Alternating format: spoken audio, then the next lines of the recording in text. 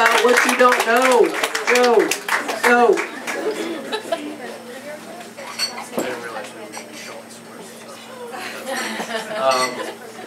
So a few weeks ago, I was at the train station waiting to head back home to hang out with my friends.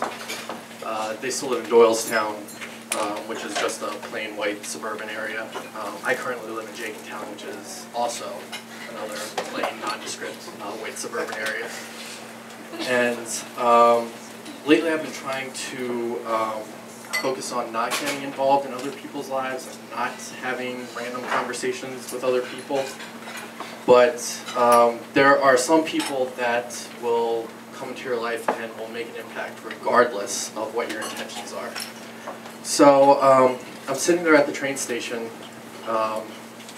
waiting for my train to come when I see this man walk up, and he's wearing a Hawaiian shirt, cargo shorts. He's got those white scrunch socks on his legs that dads typically wear. He's got a mustache, messed up hair, and he's got those thick 80s glasses that serial killers used to wear. Yeah. That no one wears anymore.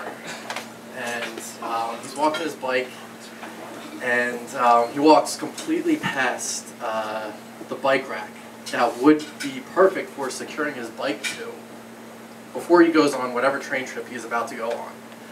Instead, he chooses the steel post that is right in front of me and takes his chain and tries to whip it around and catch it like he's Indiana Jones of some sort.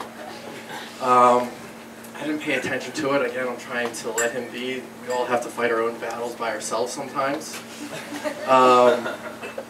Eventually, he did secure it there and decided to celebrate with a cigarette because he's waiting for a train. And most people, when they're searching for cigarettes, check their pockets, or for women, they check their purses, or guys check their man purse.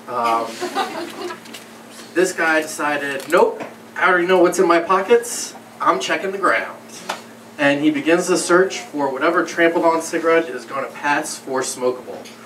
And he eventually finds one that is stamped on and oblong at this point and smoked to everything but the filter at this point. And lights it up with the lighter that he manages to happen be in his pocket at the time.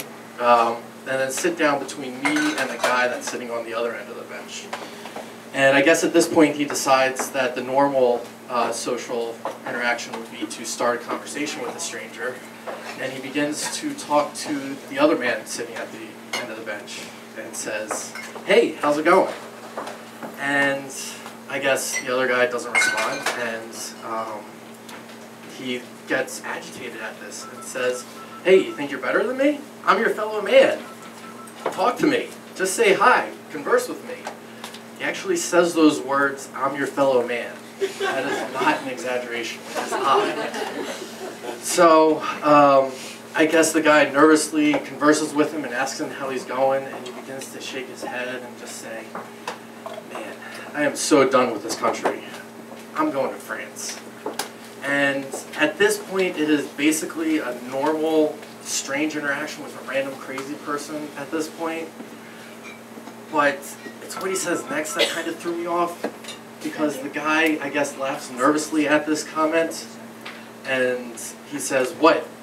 You think I'm kidding? I'm going to be in France by 10 o'clock tonight." And that's when I started to doubt his credibility.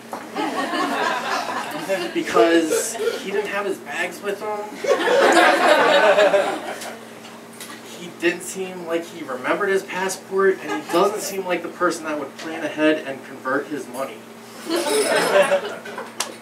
So it was those things that threw me off, but the biggest reason I doubted him was because it was already 7 o'clock at night. And he is standing on the train tracks going away from the city where they have airports. And Jenkintown is primarily a landlocked area, so we can't take a boat over there.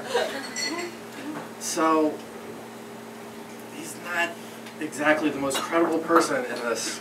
And eventually my train does come, and I have to weigh the pros and cons of sitting here and listening to this man talk about how he's going to another country or go and hang out with my friends. And I do get on the train to go see my friends, but it wasn't until a week ago when I was telling the story to a girl on a first date, and I know what everyone is thinking.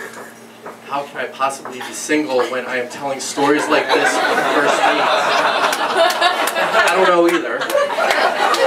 But it wasn't until I was telling the story to her that I realized that in reality I am the weird one, because I'm holding on to this memory.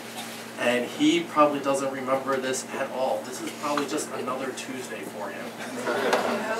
So the worst part of it is, though, is that because we didn't exchange numbers, because we didn't trade emails, and because I didn't ask him what his name was so I could look him up on Facebook, I will never know if he actually made it to France.